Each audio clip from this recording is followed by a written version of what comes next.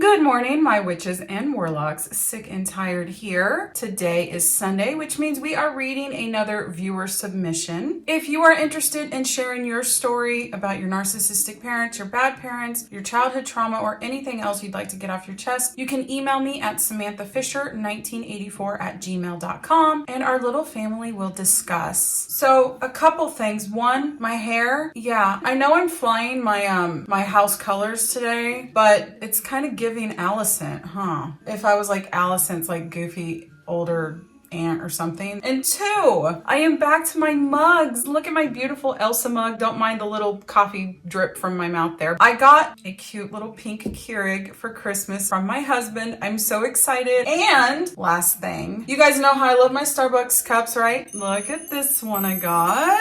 Oh my gosh, isn't it beautiful? I know, I get excited over silly things. Okay, so let's go ahead and get started. And our poster would like to remain anonymous. Hi, I am a wife married to an amazing husband, but his in-laws absolutely hate me. I am so nervous to send this story in. Another in-law story? Oh my goodness. Oh, these mother-in-laws. I'm assuming mother-in-law. Actually, it could be father-in-law. That was kind of sexist of me, wasn't it? But I mean, come on, it usually is the mother-in-law. I have never submitted a story like this ever on the internet before, but your channel inspired me to come out with my own story of narcissistic abuse. My husband and I have been with each other for over 10 years now. His family at first, they loved me. Isn't that exactly what the person in our last video talking about their mother-in-law said? But over the years, especially after my mother died, they have been very nasty towards me. I'm so sorry. They know I have depression and anxiety pretty bad since my mother died. By the way, this plays a part in the story later on. I have many stories, but this was the last straw and we went no contact. My husband and I were able to get our first car together, and with the car, the dealership actually gave us a Roku device. As we did not need one since we already have smart TVs, we decided to give it to one of his in-laws. I have no use for the device and have no idea how to work it anyway. This in-law also knows we do not know how to work this device as we told him ahead of time. They said it was no problem and they would get such and such to work it for them. This in-law was able to get it working with the help of another family member and we moved on with our lives. Here's where it all backfires. Oh boy. Let me take another drink for my coffee. I think I'm gonna need it. Sometimes his in-laws will call and I almost always miss the call as my phone is not always on me. I have two young autistic kids. When I call back, the response is always the same. It's ridiculous how you never answer your phone. You need to stop ignoring our calls. It's not right. I explain to them every time that I do not have my phone on me at all times, and they keep pushing the fact I do not answer the phone for them, and how it's rude to ignore your elders. Call your son! Stop calling me! They also do this even if I do answer the phone. So eventually I got tired of being called disrespectful and just stopped answering. I strictly only texted them. Oh, well, one weekend I was sick with what I thought was the stomach flu. It was really my morning sickness. This was before I found out I was pregnant. Obviously, I did not have my phone on me at all. My husband also didn't have his phone on him as he was taking care of me and the kids the whole weekend. Okay. I mean, I'm not judging. You're part of our family, but I do want to say all weekend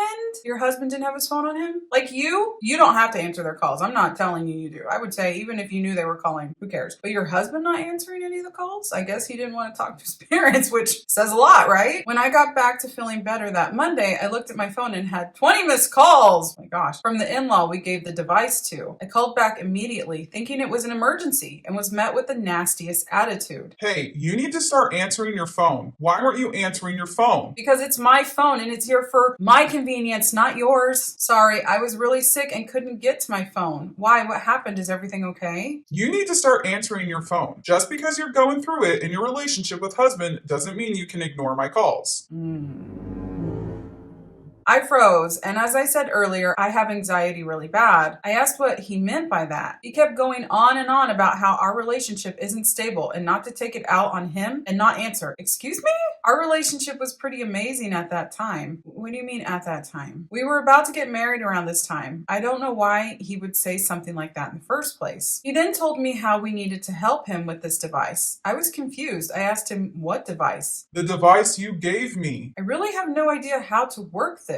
Did you ask blank? You know, the person that helped you the first time? I shouldn't have to ask them. Didn't you guys give me the damn device? I was too shocked to speak. I told them, let me call you right back. I proceeded to call my husband, who was at work at the time, practically crying. I told him what happened and the conversation I had with his in-law. He was so furious. He called said in-law and let's just say he had some words for them. A week later, another in-law called. The mother-in-law, maybe? You both are so disrespectful and disgusting. How dare you not answer the phone for your elders? We literally do not need to answer the phone every time you call, especially if you keep disrespecting my wife. Oh, well, other in-law is going through a lot. Their best friend just died. This took my husband over the edge. My wife lost her effing mom, you piece of shit. Stop being so selfish and coming at her when she's done nothing wrong. Woo! After that, we went no contact, and it was very much needed. This is just one story. Like I said, I have so many other stories. If you would like, I can send one about the sister-in-law who loves to one-up me on everything. Don't drink too much. I still have to pay for the honeymoon. Yeah. I just got back from my honeymoon.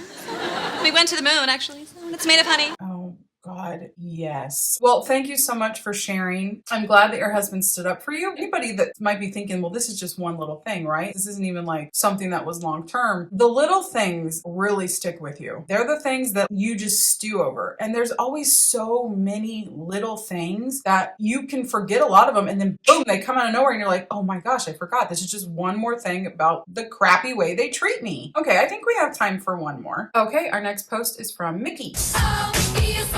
To start from the beginning, my whole family rented our first house, a small rundown trailer in California, when I started the 6th grade. We shared a driveway with our neighbors that were behind us. Our neighbors were two older ladies. One was a religious nut, J, and the other a disabled drug addict, R. Okay, so J, religious, R, drugs. Okay. Jay owned the house and rented out a back room to R. R dropped out of school when she was 13, traveled the world, and had a few kids. Later in life, she had gotten run over by a bus and lost a part of one of her legs and got addicted to prescription drugs. Oh my gosh, that was a lot in that one little sentence. My mom and her sold pot to each other and it later turned into prescription drugs. We moved out of that trailer after only a year and lived in a different trailer for a few years where my parents had my two younger brothers. We finally bought a house when I was in the 10th grade. It was technically a 2-bedroom house, but we turned a small den into a 3rd bedroom. My sister and I shared the den room and my brothers shared the other small room, and my parents got the master, of course. We were there for about a year, and that's when R had to find a place to live. My mom decided that she could live with us in our full house. Okay, so wait, R is the drug addict. This is very bad energy here. R got mine and my sister's room for a few months. I was forced to sleep on the couch and my sister had to share the room with the boys. R slept on my bed and had a few accidents in it. This is so sad. I can't believe that your parents gave your bed away to, even if it wasn't a stranger, the random lady across the street. What? Come on, parents. Finally, my parents decided we could have our room back and put R in a camper in the backyard. R stayed with us for about a year. She acted like she was a third parent over me and my sister. She would start fights between me and my sister by saying shit. She almost started a few fires in our house by leaving a lit cigarette in a planter, using an empty microwave as a timer.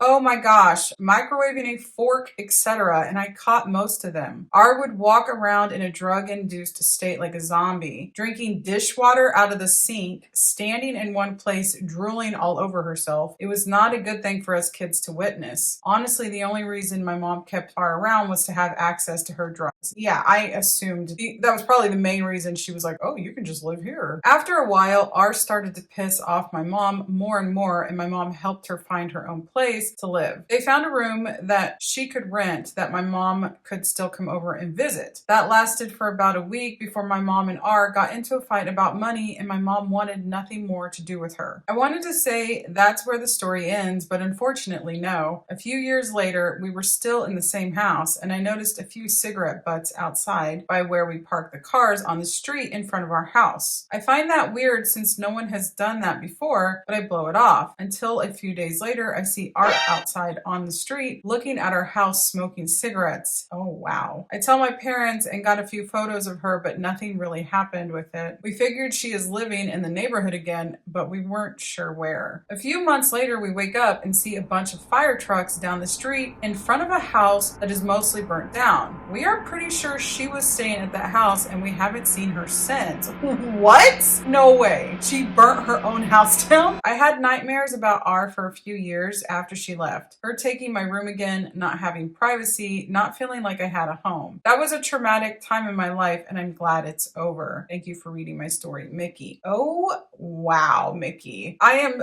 so sorry and I'm curious, whatever happened with your mom? Like, is she still on drugs? Did she get clean? I mean, did anybody ever talk to her about like, hey, mom, remember that time you let a drug addict stay in our house? That was wild, right? Whatever happened with that? I have to know. All right, that is all that I have for you guys today. Again, if you would like to have your stories featured on the channel, you can email me at samanthafisher1984@gmail.com. Until next time, I hope that your symptoms are low. I hope that your magic is strong, and I hope you have a wonderful day. Love you guys. Bye.